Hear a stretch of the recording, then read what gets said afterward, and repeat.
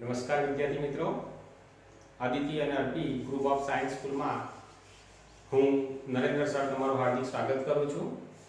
Standard 12 chapter number 1 relation and function એટલે કે સંબંધ અને વિધેયમાં મિત્રો અગાઉના મારા લેક્ચરમાં મેં તમને સંબંધ વિશે ચર્ચા કરી હતી. સંબંધની વ્યાખ્યા જોઈ આપણે, ત્યારબાદ પછી એના પછી સંબંધના પ્રકાર આપણે શીખ્યા.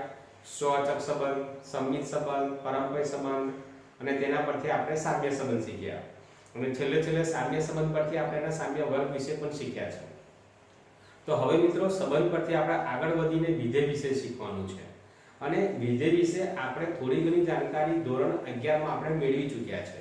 તો ચાલો આપણે વિધેયની વ્યાખ્યાને રિકોલ કરીએ અને ત્યાર પછી આપણે વિધેય પરથી એક વિધેય અને વ્યાપ્ત વિધેય કોને કહેવાય એના વિશે આપણે આજના લેક્ચરમાં શીખવાનું છે. તો ચાલો સ્ટાર્ટ કરીએ. વિધેય અને વિધેય પરથી એક વિધેય અને વ્યાપ્ત વિધેય.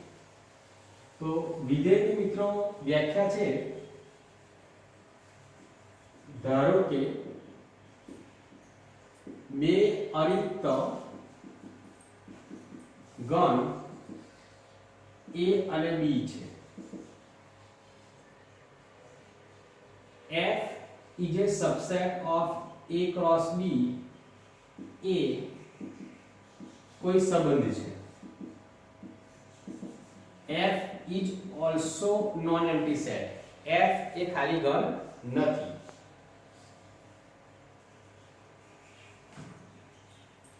A ના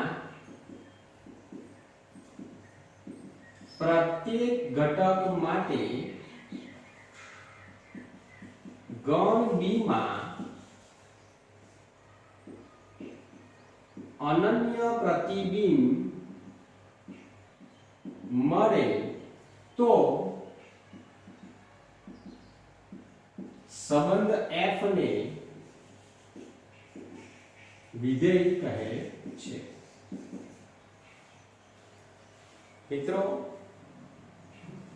વ્યાખ્યામાં મેં લખ્યું છે F is a subset of A cross B. સંબંધની વ્યાખ્યા યાદ કરો. A cross B ના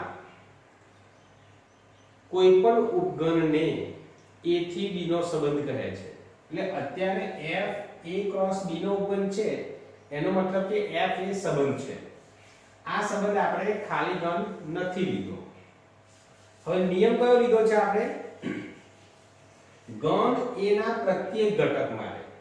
એટલે A cross B માં જે પહેલો અત્યારે ગણ A આવ્યો છે એના પ્રત્યેક ઘટક લેવાના. જો B cross A હોય તો B ના પ્રત્યેક ઘટક લેવાના. X cross Y હોય તો પહેલો X આવ્યો હોય તો X ના પ્રત્યેક ઘટક લેવાના. તો અહીંયા ગણ A પહેલો છે એટલે ગણ A ના પ્રત્યેક ઘટક માટે જે બીજા નંબરનો ગણ છે B એમાં અનન્ય પ્રતિબિંબ મળવું જોઈએ. એટલે કે એની ક્રમયુક્ત જોડ મળવી જોઈએ અને અનન્ય મળવી જોઈએ. એક અને માત્ર એક જ. એટલે કે ગણ A નો એક સભ્ય ગણ B ના એક અને માત્ર એક જ સભ્ય સાથે પેર બનાવી શકે છે. ગણ A નો એક સભ્ય ગણ B ના એક અને માત્ર એક જ સભ્ય સાથે પેર બનાવી શકે છે. બીજું કે ગણ A ના દરેક ઘટકની પેર બનવી જોઈએ. ગણ A માં કોઈ ઘટક એવો ન હોવો જોઈએ કે જેની પેર ન હોય. તો એવો જે સંબંધ હશે એ સંબંધને આપણે વિધેય કહીએ છીએ. તો વિધેય મિત્રો ચાલો થોડું આપણે કિરણ આકૃતિની રીત દ્વારા સમજવાનો પ્રયત્ન કરીએ. ધારો કે A is equal to 1 2 3 4 5. B is equal to A B C D. હવે આપણે સંબંધ F is a subset of A cross B એટલે કોઈ સંબંધ આપણે F ધ્યાનમાં લઈ રહ્યા છે. અત્યારે કિરણ આકૃતિની રીતમાં આપણે હવે A cross B છે એટલે A પહેલો આવશે અને પછી B આવશે. A ના ઘટકો લખી લઈએ આપણે 1 2 3 4 5. B ના ઘટક લખી લઈએ A B C D. હવે ગણ A નો ઘટક ગણ B સાથે કોઈ સંબંધ દ્વારા સંકળાય છે. એ સંબંધ આપણે અત્યારે નામ આપ્યું છે F.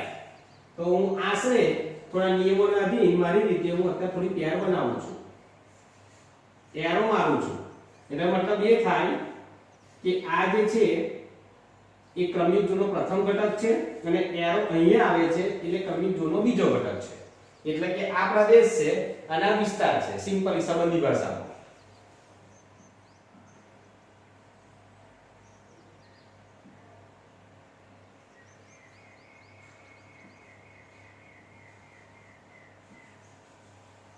બોલો મિત્રો, શું તમે આને આ સંબંધને વિધેય કહેશો? તો વ્યાખ્યા શું હતી? A ના પ્રત્યેક ઘટક માટે શબ્દ ક્યાં હતો? પ્રત્યેક ઘટક. તો A ના પ્રત્યેક ઘટકમાંથી તીર નીકળેલું હોવું જોઈએ. આ પહેલો નિયમ છે સંબંધને વિધેય કહેવા માટે. તો 1 માંથી તીર નીકળે છે, બીજામાંથી તીર નીકળે છે, 3 માંથી તીર નીકળે છે, 4 માંથી તીર નીકળે છે, પણ 5 માંથી તીર નીકળતું નથી. એનો મતલબ કે આ સંબંધ વિધેય નથી.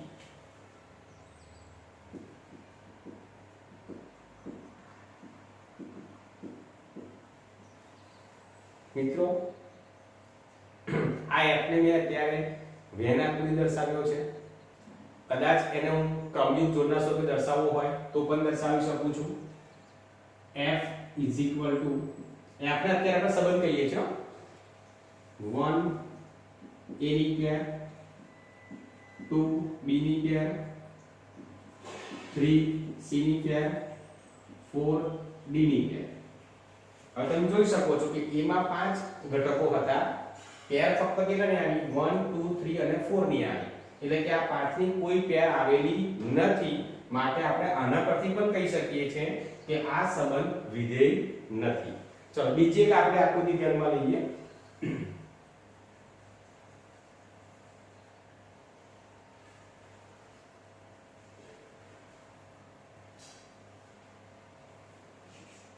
A B 1 2 3 4 અને 5 આપણે એના ઘટકો લઈએ છીએ.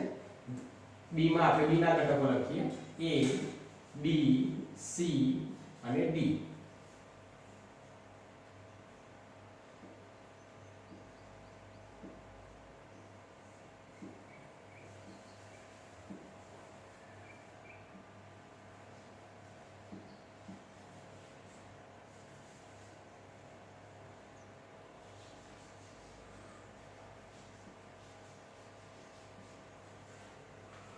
ચાલો મિત્રો, શું આ કિરણ આકૃતિ આપણને વિધેય દર્શાવે છે? તો સૌથી પહેલા આપણે એક નિયમ છે કે ગણ A ના પ્રત્યેક ઘટકમાંથી તીર નીકળેલું હોવું જોઈએ. ચેક કરો. હા, દરેકમાંથી તીર નીકળેલા છે, પણ એ તીર અનન્ય હોવું જોઈએ. એટલે કે ગણ B ના એક અને માત્ર એક જ ઘટક સાથે સંગતતા ધરાવતું હોવું જોઈએ. તો તમે જોઈ શકો છો કે 3 માંથી, એટલે કે ગણ A માં એક ઘટક એવો છે 3 કે જેમાંથી એક તીર નથી નીકળતું, 2 તીર નીકળે છે. એનો મતલબ કે અહીંયા પ્રદેશમાં આવેલા ઘટક 3 માટે 2 જોડ મળે છે, 2 પ્રતિબિંબ મળે છે, A અને C. એટલે કે 3 માટે 2 પેર બને છે, 3A અને 3C. એટલે કે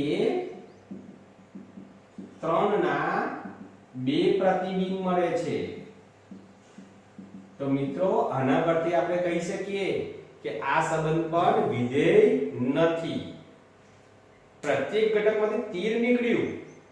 આ દાખલામાં 5 માંથી તીર નહોતું નીકળતું, એટલે આપણે કહી દીધું કે આ સંબંધ વિધેય નથી. આ આકૃતિમાં શું થયું? તીર તો બધામાંથી નીકળ્યા, પણ એક ઘટક એવો નીકળ્યો કે જેમાંથી 2 તીર નીકળ્યા. તો એ પણ નહીં ચાલે, કારણ કે અનન્ય પ્રતિબિંબ મળવું જોઈએ, એટલે કે એક જ તીર નીકળવું જોઈએ. તો અહીંયા પણ આપણા નિયમનું પાલન થતું નથી. માટે આ સંબંધ વિધેય નથી.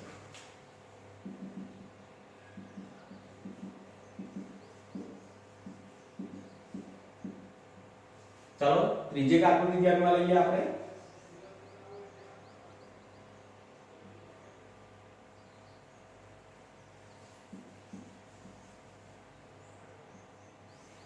આપણો સંબંધ f આપણે અહીંયા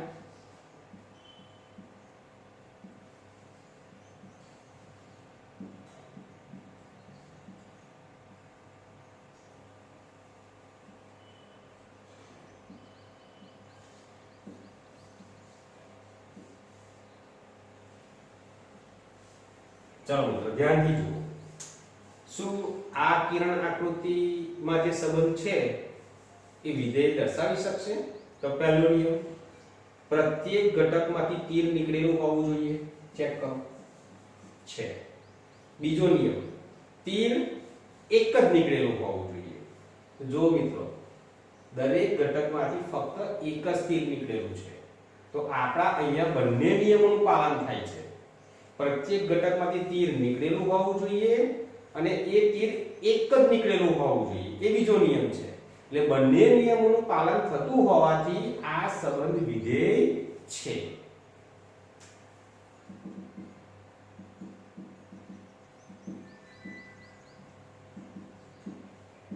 તમને પ્રશ્ન થશે સાહેબ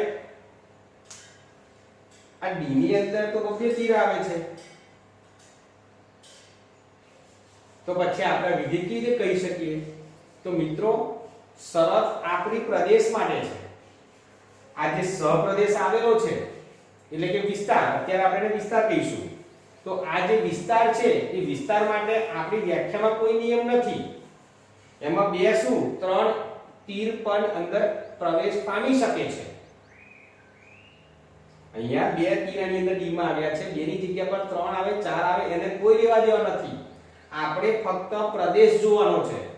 પ્રદેશના પ્રત્યેક ઘટકમાંથી તીર નીકળેલું હોવું જોઈએ અને એ તીર ફક્ત એક અને માત્ર એક જ હોવું જોઈએ. તો અહીંયા બંને નિયમોનું પાલન થાય છે પ્રદેશ માટે. આપણે પ્રદેશમાં જ જોવાનું છે માટે આ સંબંધ વિધેય છે. અને યાદીની રીતે પણ લખી શકીએ છીએ આપણે f = 1a 2b 3c, 3 ની ક્લાસ જોઈ શકો છો, c જોડે છે, 4d 5d. જો મિત્રો આપણને સંબંધ આ રીતે યાદીની રીતે આપ્યો હોય ક્રમયુક્ત જોડમાં તો આ સિમ્પલ છે. દરેક ક્રમયુક્ત જોડનો પહેલો ઘટક જોઈ લેવાનો.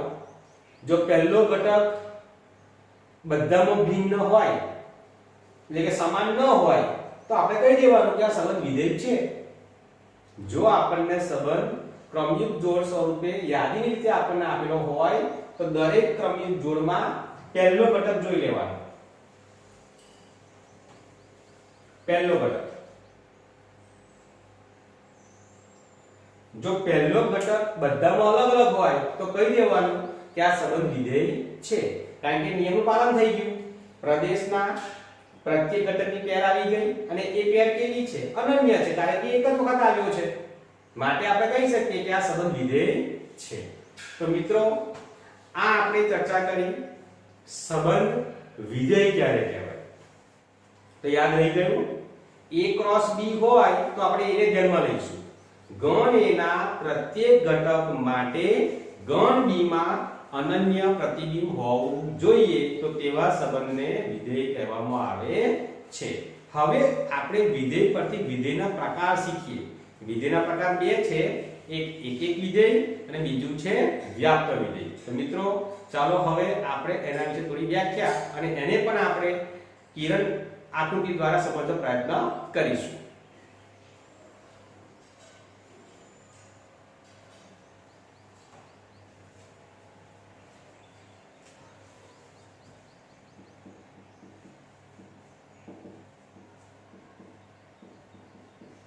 વિધેયના પ્રકાર,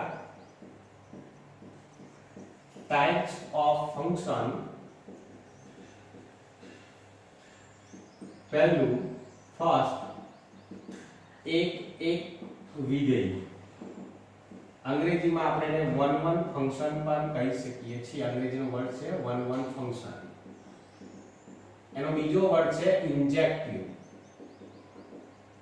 ઇન્જેક્ટિવ ફંક્શન પણ આપણે એને કહી શકીએ છીએ. તો મિત્રો એની વ્યાખ્યા છે વિધેય f from a to b માટે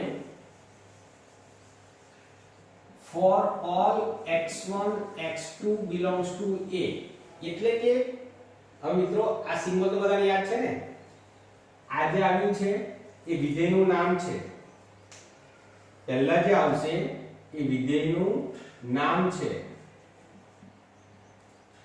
ત્યાર પછી જે આવશે એ એનો પ્રદેશ છે. એના પછી જે આવશે એ એનો સહપ્રદેશ છે.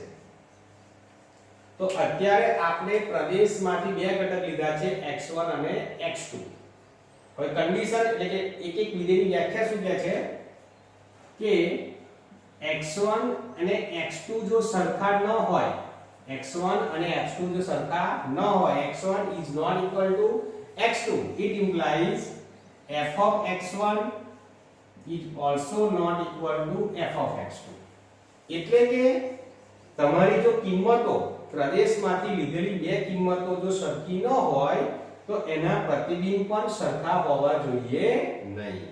તો જો આ પ્રમાણે કન્ડિશન પાલન થશે તો તેવા વિધેયને આપણે કહીશું એક એક વિધેય. તો વિધેય f ને એક એક વિધેય કહે છે.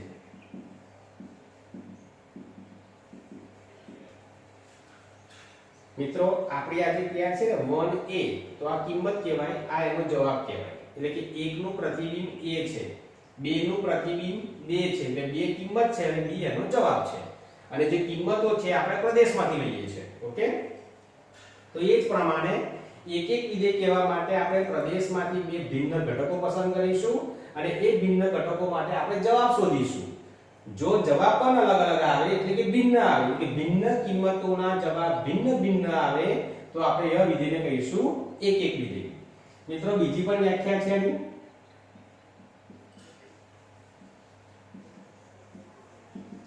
વિધેય f from a to b માટે for every x1 x2 belongs to a,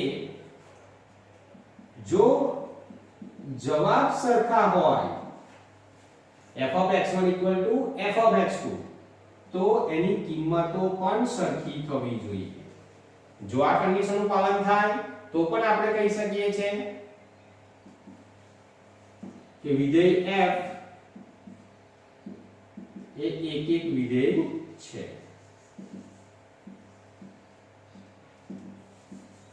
બોલો ખ્યાલ આવી ગયો એક એક વિધેય માટે?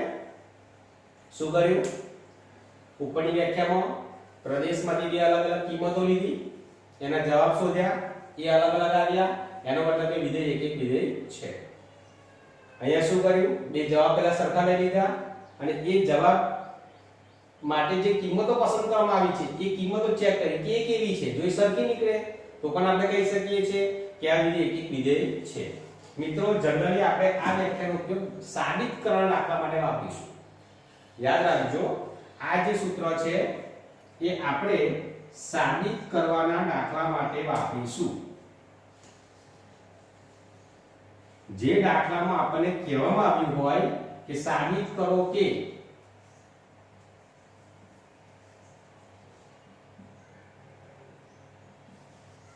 ત્યારે આપણે સાબિત કરો કે વિધેય f એક એક છે, તો એવા દાખલાઓની અંદર સાબિત કરવા દાખલામાં આપણે બે જવાબ સરખા લઈ લઈશું અને એના પરથી આપણે કિંમતને સરખી બતાવીશું.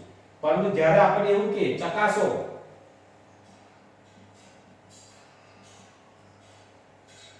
ત્યારે આપણે આ ઉપરની કિંમત લઈશું. કારણ કે ચકાસવાની અંદર વિધેય એક એક થઈ પણ શકે અને ન પણ થાય. તો એવા સંજોગોમાં અલગ અલગ કિંમત લઈશું અને પછી આપણે અલગ અલગ જવાબ ચેક કરીશું. ઓકે મિત્રો, હવે આપણે આને કિરણ આકૃતિ દ્વારા કેવી રીતે સમજી શકાય એનું સિમ્પલ ઉદાહરણ આપણે લઈ લઈએ. ચાલો મિત્રો, ઉદાહરણ આપણું અહીંયા છે જ કે આ સંબંધ વિધેય છે. હવે આ જ વિધેયને મારે એક એક વિધેય કેવું છે, તો શું તમે કહી શકશો? વિચારો. વિધેય તો છે જ, હવે આપણે એટલું જ ચેક કરવાનું છે કે શું આ એક એક વિધેય છે. તો એક એક વિધેય માટે કન્ડિશન કઈ હતી કે જો અલગ અલગ કિંમત હોય તો અલગ અલગ જવાબ મળવા જોઈએ. તો અત્યારે તમે અહીંયા જુઓ, અહીંયા જોશો ખ્યાલ આવશે કે 1 અને 2 અલગ અલગ કિંમતો છે, જવાબ અલગ અલગ છે.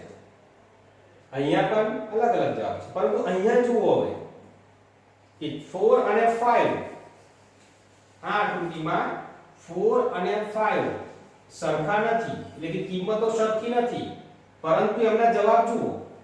એટલે કે f4 અને f5 કેવા છે?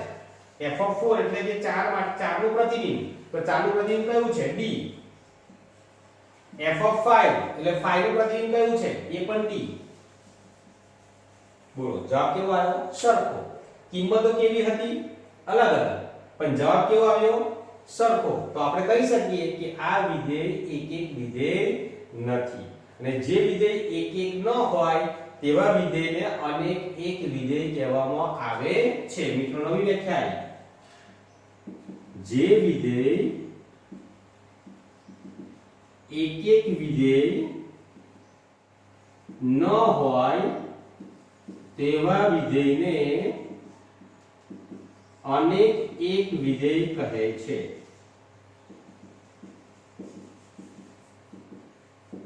ઓકે મિત્રો, ખ્યાલ આવી ગયો? ચાલો હવે આપણે વિધેયના પ્રકારની અંદર બીજા નંબરનું વિધેય વ્યાપ્ત વિધેય એના વિશે ચર્ચા કરીએ.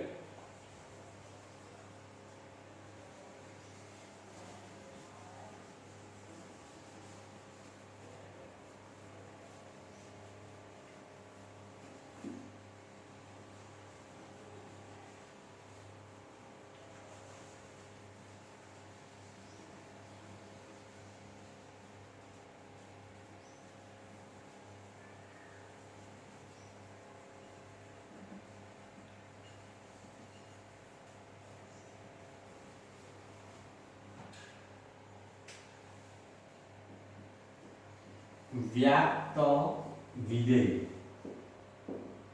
એનો અંગ્રેજી વર્ડ છે મિત્રો onto ફંક્શન. એને આપણે સબ્જેક્ટિવ પણ કહી શકીએ છીએ. સબ્જેક્ટિવ ફંક્શન એટલે કે વ્યાપ્ત વિધેય. એની વ્યાખ્યા ધારો કે વિધેય f from a to b માટે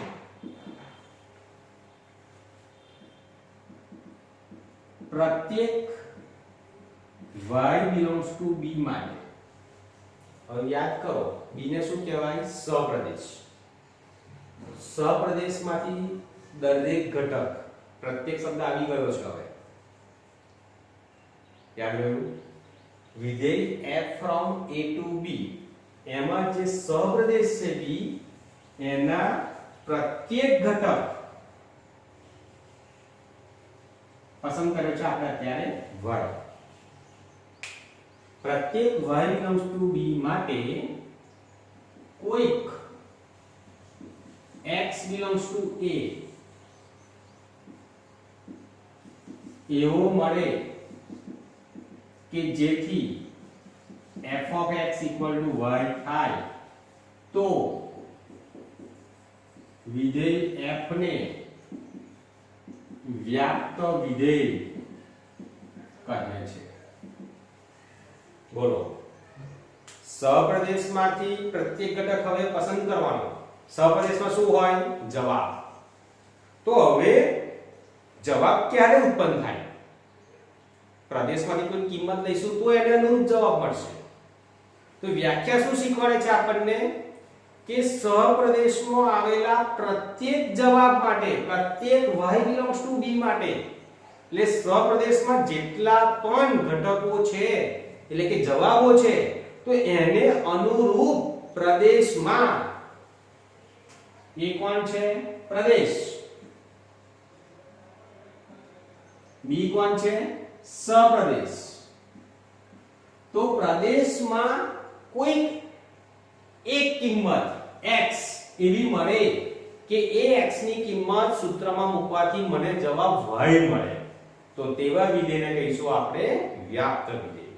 ફરી એકવાર, સપ્રદેશમાં આવેલા પ્રત્યેક જવાબ માટે પ્રદેશમાં કોઈ કિંમત એવી મળે કે એ કિંમતનો જવાબ જો મને y થાય, પણ એવા દરેક જવાબ માટે, એકલા એક સિંગલ માટે નહીં, સપ્રદેશમાં આવેલા દરેક જવાબ માટે કોઈ કિંમત મને પ્રદેશમાં એવી મળે કે જેથી એ કિંમતોના જવાબ આપણે બધા જ સપ્રદેશો મળી જાય તો એવા વિધેયને કહીશું આપણે વ્યાપ્ત વિધેય.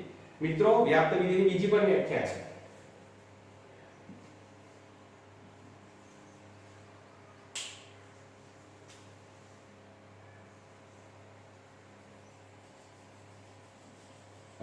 જો વિધેય f નો વિસ્તાર અને સપ્રદેશ બંને સમાન થાય તો વિધેય f ને વ્યાપ્ત વિધેય કહે છે. બોલો, બીજી વ્યાખ્યા એકદમ સરળ લાગી તમને? શું કરીશું?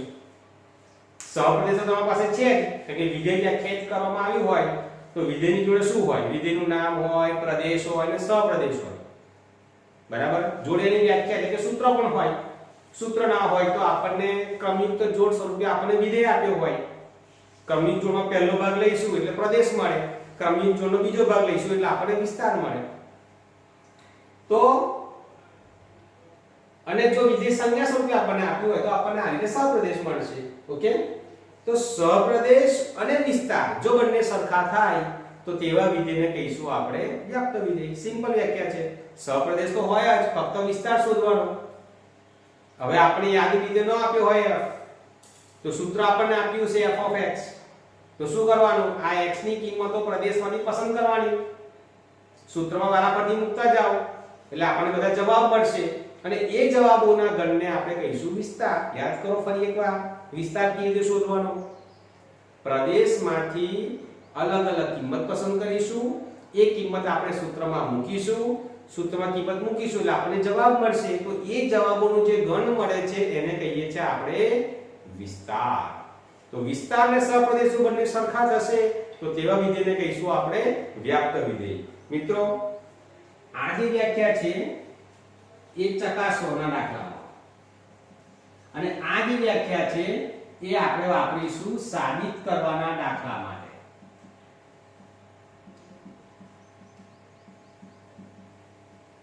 યાદ રાખીશું મિત્રો આપણે કે ઉપરની જે વ્યાખ્યા છે એ સાબિત કરવા દાખલા માટે વાપરીશું, અને જે દાખલામાં ચકાસો આવે, ચકાસો કે વિધેય વ્યાપ્ત છે કે નહીં, તો એની અંદર આપણે વિસ્તાર શોધીશું અને સપ્રદેશ બંનેની સરખામણી કરીશું.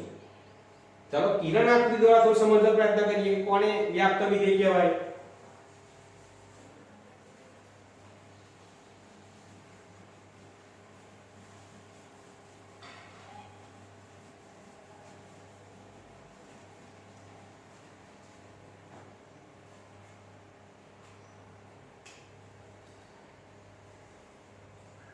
સેટ A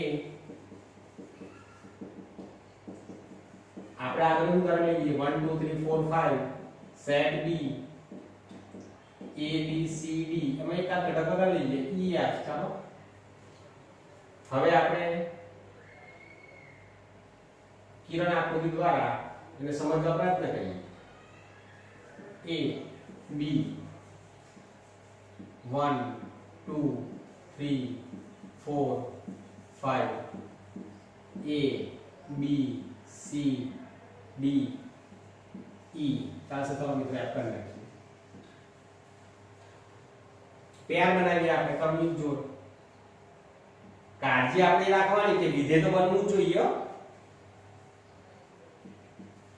વિધેય આપણે આપવી.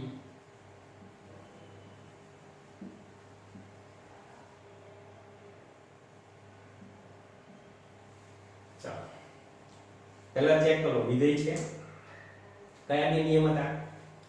પ્રદેશના પ્રત્યેક ઘટકમાંથી તીર નીકળેલું હોવું જોઈએ. ચેક કરો.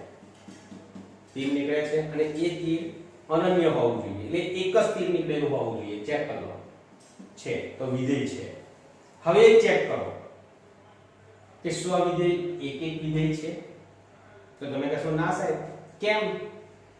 પ્રદેશમાં બે અલગ અલગ કિંમતો છે, જુઓ 4 અને 5, પણ સહપ્રદેશમાં જવાબ જોઈ લો ડી સમાન જ આવે છે ને, એટલે કે 4 નું પ્રતિબિંબ પણ ડી છે અને 5 નું પ્રતિબિંબ પણ ડી છે. એનો મતલબ કે જો કિંમત અલગ અલગ હોય જવાબ અલગ અલગ મળવા જોઈએ, પણ જવાબ અલગ અલગ મળતા નથી. તો હું કહી શકું કે આ વિધેય એક એક નથી. હવે ઓરિજિનલ પ્રશ્ન આપો કે શું આ વિધેય વ્યાપ્ત વિધેય છે? તો વ્યાપ્ત વિધેયની વ્યાખ્યા યાદ કરો કે સહપ્રદેશમાં આવેલા પ્રત્યેક ઘટક માટે પ્રદેશમાં કિંમત મળવી જોઈએ. ચલો a માટે આપણને પ્રદેશમાં કિંમત મળે છે 1, b માટે મળે છે 2, c માટે આપણને કિંમત મળે છે 3. આ જવાબ છે મિત્રો અને આ કિંમત છે. d માટે આપણને અહીંયા બે કિંમતો મળે છે 4 અને 5. એનો વાંધો નહીં મિત્રો, બે કિંમતો મળે, ત્રણ કિંમત પણ મળી શકે, પણ કિંમત મળવી જોઈએ એટલીસ્ટ 1. હવે e માટે જુઓ તો e માં તો કોઈ પણ તીર આવતું જ નથી. એનો મતલબ કે e એ એવો જવાબ છે કે જેના માટે પ્રદેશમાં કોઈ કિંમત જ નથી. તો પછી હવે આપણી વિધેયની વ્યાખ્યા પ્રમાણે, વ્યાપ્ત વિધેયની વ્યાખ્યા પ્રમાણે આપણી કન્ડિશનનું પાલન થતું નથી, કારણ કે સહપ્રદેશમાં આવેલા પ્રત્યેક ઘટક માટે આપણને કિંમત મળવી જોઈએ. તો અહીંયા આપણને ઈ એક એવો જવાબ છે જેના માટે આપણે કિંમત મળતી નથી. તો આપણે કહી શકીએ છીએ કે આ વિધેય વ્યાપ્ત વિધેય નથી.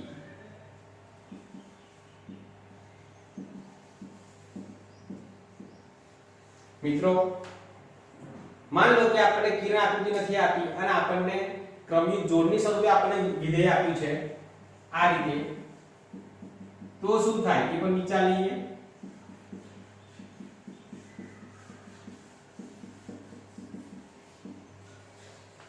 તો હવે આપણે બીજા નંબરની વ્યાખ્યાનો ઉપયોગ કરીએ તો વિસ્તાર અને સહપ્રદેશ ચેક કરીએ. ચલો આ વિધેયનો વિસ્તાર કયો છે? વિસ્તાર એટલે યાદ છે ને, ક્રમિક જોડનો બીજો ઘટક એના દ્વારા ઘન બનાવી દેવાનો, અને ક્રમિક જોડના પહેલા ઘટકથી ઘન બનાવશું એને પ્રદેશ કહેવાય. બીજા નંબરનો ઘન લઈશું આપણે, બીજા નંબરના ઘટકો a b c d. પછી અહીંયા બંનેમાં d છે એટલે d રિપીટ કરવાનો આવતો નથી. હવે સહપ્રદેશ અહીંથી ના લખાય. f ક્યાંથી ક્યાંનું વિધેય છે? a થી b નું વિધેય છે, એટલે આ શું કહેવાય? પ્રદેશ. અને b શું કહેવાય? સહપ્રદેશ. તો સહપ્રદેશના એલિમેન્ટ જોઈ લો a b c d અને e. તો જોઈ શકો છો કે વિસ્તાર અને સહપ્રદેશ બંને સરખા નથી. તો આપણે કહી શકીએ છીએ કે આ વિધેય વ્યાપ્ત વિધેય નથી. મેં તમને મિત્રો બંને રીતે શીખવાડ્યું છે. ચાલો બીજી આકૃતિ જોઈ લઈએ આપણે. આ ગણ માટે આપણે લઈ લઈએ.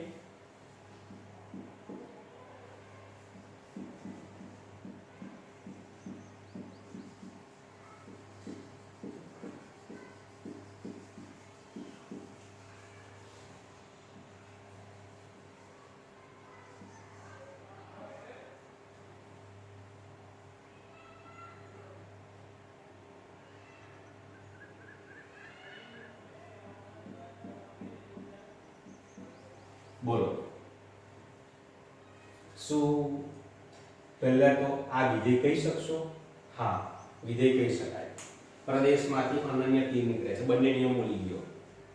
એક એક વિધેય છે, એક એક વિધેય પણ છે. કેમ? જોઈ લો, દરેક કિંમતના જવાબ અલગ અલગ છે, માટે એક એક વિધેય પણ છે.